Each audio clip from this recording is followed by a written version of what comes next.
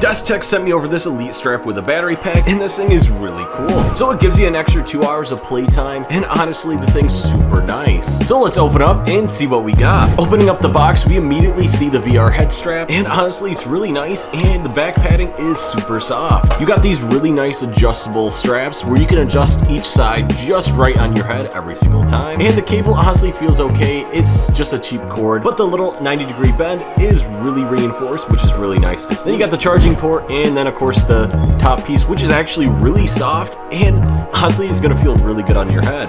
So setting that aside, in the box we got a nice little cable tie, which is nice just to manage that cable around the side of it.